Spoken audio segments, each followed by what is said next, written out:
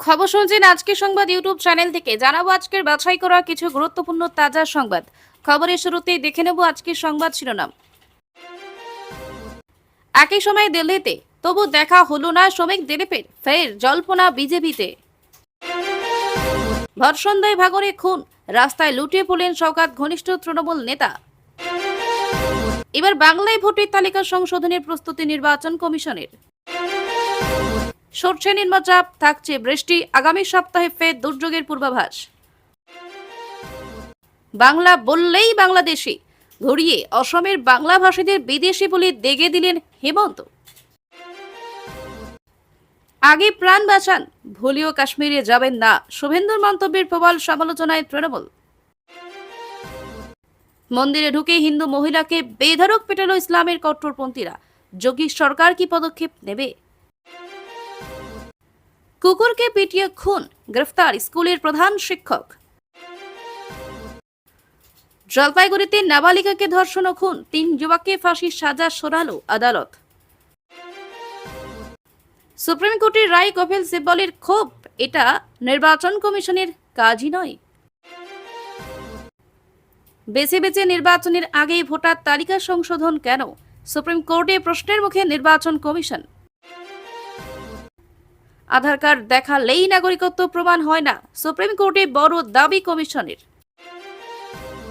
সনিতার সঙ্গে যা যা হয়েছিল শুভাংশুর সঙ্গেও তাই হচ্ছে, অপেক্ষা করছে মা, কবে পৃথিবীতে ফিরবে ছেলে। সুপ্রিম কোর্টের আদেশে ভোটার তালিকা ইস্যুতে বিহারে এনডিএ ও ইন্ডিয়া জোটের মধ্যে উত্তপ্ত রাজনৈতিক সংঘাত। ছেলে কিন্তু বলে গিয়েছিল, বাবা দিলীপকে নিয়ে মৃত্যুর আগে শেষ কি বলেছিলেন ছেলে প্রীতম? এতদিনে মুখ খুললেন রিঙ্কু। যে পেট্রোল পাম্পে যান না কেন পাবেন না পেট্রোল ডিজেল, 1 নভেম্বর থেকে জারি হচ্ছে নিয়োগ। মর্মান্তিক পথ দুর্ঘটনা, জাতীয় সড়কে ট্রাফিক পুলিশকে পিষে দিল ট্রাক। শিক্ষক নিয়োগে 25,753 জন আবেদন করতে পারবেন না, কলকাতা হাইকোর্টে ধাক্কা খেল রাজ্য সরকার।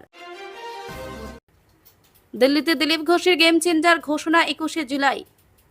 তার নামে কেস নেই, কেন মমতার প্রশংসা করেছিলেন ব্যাখ্যা দিলেন দিলীপ। কিশোরীকে টানা 2 দিন নাগারে ধর্ষণ, সেরা খোরা দেহ সেপটিক ট্যাঙ্কে, 3 বড়ের ফাঁসি। নির্বাচন কমিশনকে সুপ্রিম কোর্টের নির্দেশ, ভোটার আধার ও রেশন কার্ডও অন্তর্ভুক্ত করুন। যেখানে 60% বেশি হিন্দু সেখানে দাঁড়ান, কিভাবে যেতেন দেখব, ফেরহাদকে চ্যালেঞ্জ শুভেন্দু।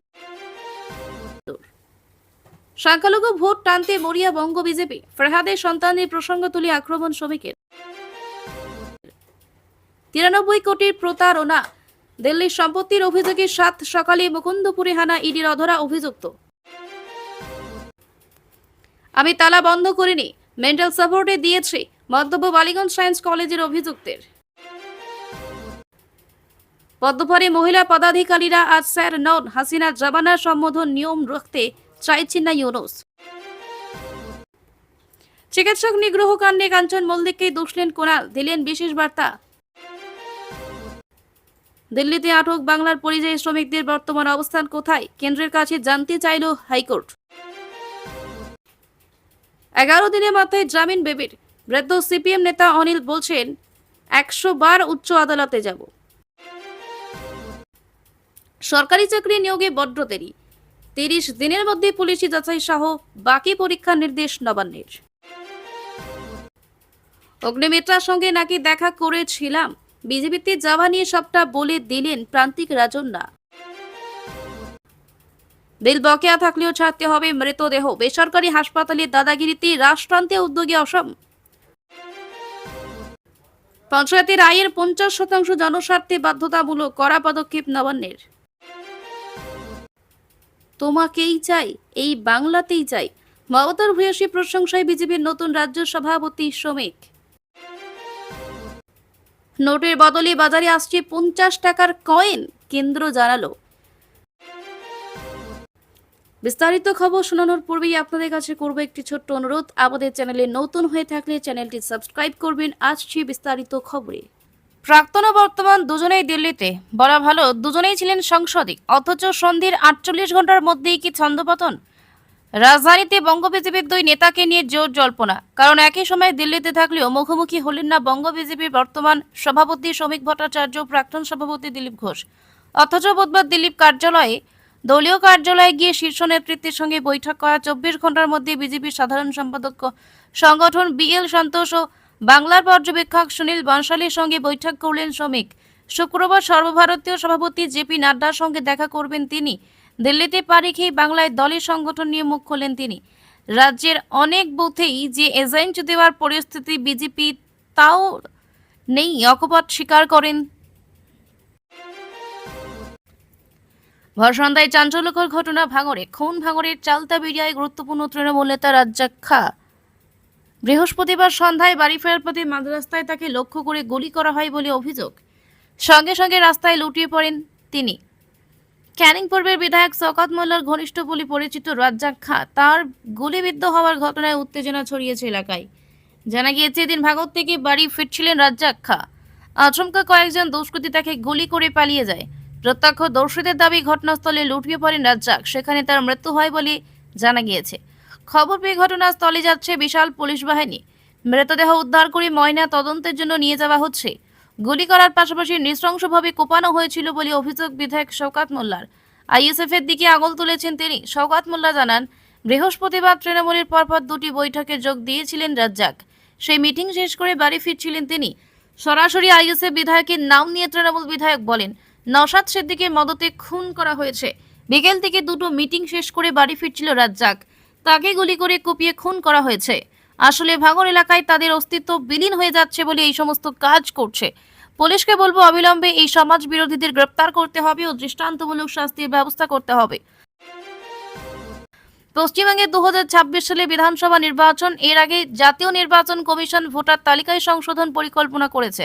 বিহারে ভোটার তালিকা সংশোধনের পর এখন পশ্চিমবঙ্গ সহ আসাম, কেরল, তামিলনাড়ু, পুদুচেরির মতো রাজ্যগুলো এই প্রক্রিয়া বাস্তবায়নের প্রস্তুতি নিচ্ছে কমিশন। জানা গিয়েছে, পশ্চিমবঙ্গের সর্বশেষ 2002 সালে 1 জানুয়ারি ভোটার তালিকা সংশোধন করা হয়েছিল। সেই সময় তালিকা থেকে বাদ 28 লক্ষ ভোটারের নাম বাদ দেওয়া হয়েছিল। এর মধ্যে মৃত রাজ্য বা বুথের বাইরে চলে যাওয়া ভোটাররা ছিলেন। এদিকে মুখ্যমন্ত্রী মমতা বন্দ্যোপাধ্যায় সেই ভোটার তালিকা সংশোধন নিয়ে আশঙ্কা প্রকাশ করেছেন।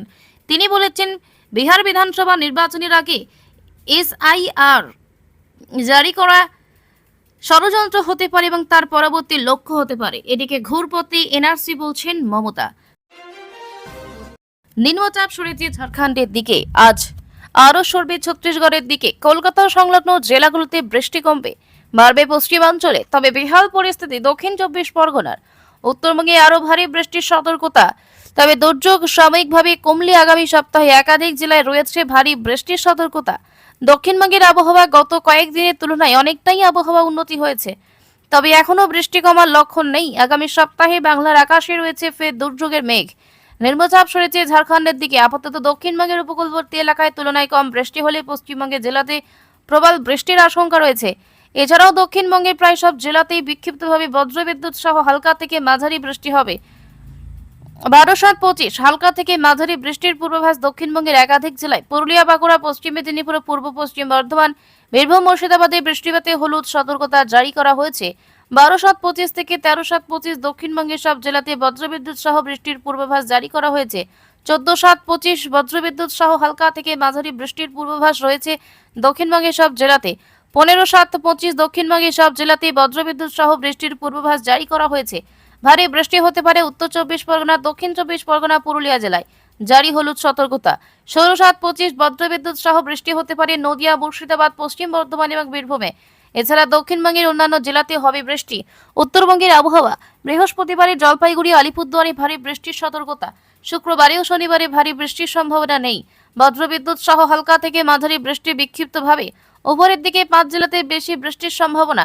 13 থেকে 16 জুলাই পর্যন্ত একাধিক জেলায় জারি করা হয়েছে বৃষ্টিপাতের হলুদ সতর্কতা।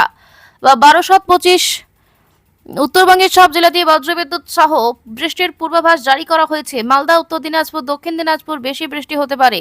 13-7-25 থেকে 12-7-25 বজ্রবিদ্যুৎ সহ হালকা থেকে মাঝারি বৃষ্টির পূর্বাভাস রয়েছে উত্তরবঙ্গের সব জেলাতে। 14-7-25 ভারী বৃষ্টির পূর্বাভাস দার্জিলিং, জলপাইগুড়ি, আলিপুরদুয়ার, কোচবিহার, কালিম্পংয়ে। এছাড়া উত্তরবঙ্গের বাকি জেলাগুলোতে বজ্রবিদ্যুৎ সহ বৃষ্টি হবে। 15-7-25 ভারী বৃষ্টির পূর্বাভাস জারি করা হয়েছে জলপাইগুড়ি, আলিপুরদুয়ারে। 16-7-25 উত্তর দিনাজপুর, জলপাইগুড়ি ও কোচবিহারে ভারী বৃষ্টির সতর্কতা জারি করা হয়েছে। 17-7-25 দার্জিলিং, কালিম্পং, জলপাইগুড়ি, উত্তর দিনাজপুরে ভারী বৃষ্টি হতে পারে।